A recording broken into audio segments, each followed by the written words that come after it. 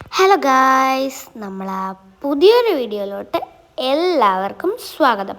അപ്പം നമ്മൾ ഇന്ന് വന്നിരിക്കുന്ന വീഡിയോ എന്ന് വെച്ചിട്ടുണ്ടെങ്കിൽ ഒരു കൃഷി അപ്ഡേഷൻ വീഡിയോ ആയിട്ടാണ്. അപ്ഡേഷൻ എന്നൊന്നും പറയാൻ പറ്റില്ല, എന്നാലും അപ്ഡേഷൻ എന്ന് പറയുകയും ചെയ്യാം. ഞാനപ്പോൾ ഇവിടെ വൃത്തിയാക്കുകയും കൂടി ചെയ്യുന്നുണ്ട്.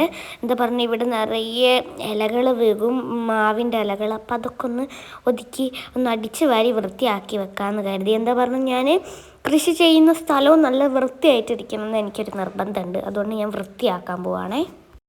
അങ്ങനെ ഞാൻ ഒരു ഭാഗം മാത്രം അടിച്ചു വരുന്നതാണ് കാണിക്കുന്നത്. ഞാൻ 2 ഭാഗങ്ങളാക്കിയിട്ടാണ് അടിച്ചു വരുന്നത്. പിന്നെ ഇവിടെ തന്നെ ടാങ്ക് ഉള്ളതുകൊണ്ട് നല്ല സുഖമാണ് നനയ്ക്കാനൊക്കെ വേണ്ടിയിട്ട്.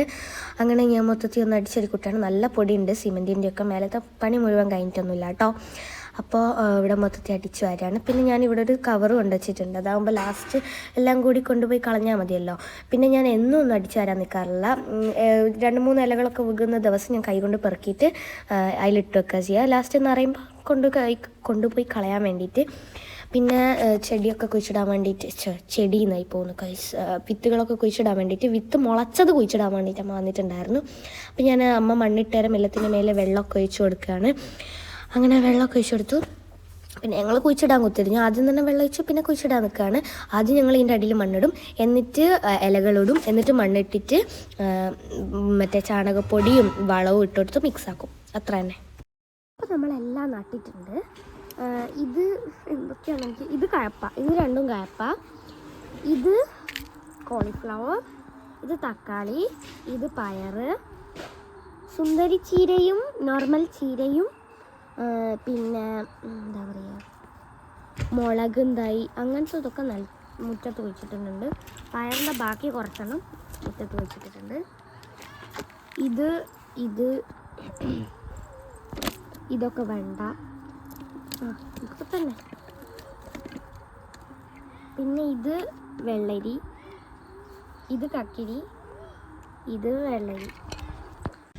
അങ്ങനെ പയർ ഇപ്പോൾ ഇവിടെ നടുമ്പലേക്ക് തന്നെ തുമ്മൽ പ്രാണികളൊക്കെ വന്നിട്ടുണ്ടായിരുന്നു.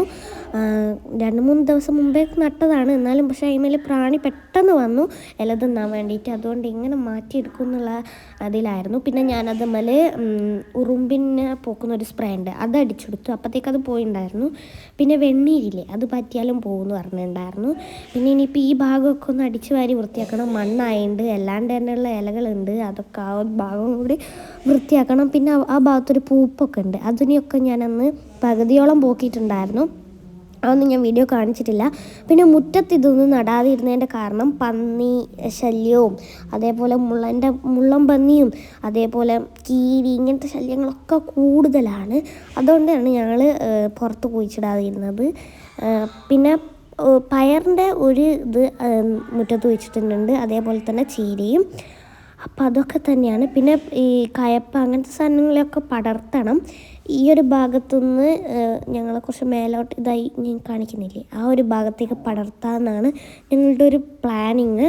ഒന്നും നടക്കുമെന്ന് അറിയില്ല, നമുക്കൊന്ന് ട്രൈ ചെയ്ത് നോക്കാം എന്നുള്ള രീതിയിൽ. പിന്നെ വെള്ളരി, പിന്നെ കക്കിരി, അതൊക്കെ ഞങ്ങൾ നിലത്ത് തന്നെ പടർത്താമെന്നാണ് വിചാരിക്കുന്നത്. പിന്നെ ഇവിടെ തേങ്ങ ഇതൊക്കെ ഉണ്ട്, അതുകൊണ്ട് അത് വിൽക്കുമോ എന്നുള്ളൊരു ടെൻഷൻ ഉണ്ട്. പക്ഷെ കുഴപ്പമില്ല, അത് ഇതുവരെയായിട്ട് ഇവിടെ വീണിട്ടൊന്നുമില്ല. അതുകൊണ്ട് പിന്നെ ഈ പ്രാവശ്യം വിൽക്കൂലെന്ന് വിചാരിക്കുന്നു. അപ്പോൾ എന്തായാലും ഇന്നത്തെ ഒരു വീഡിയോ ഇത്രയേ ഉള്ളൂ. പുതിയൊരു എഡിറ്റ് വരുന്നതായിരിക്കും. Bye bye.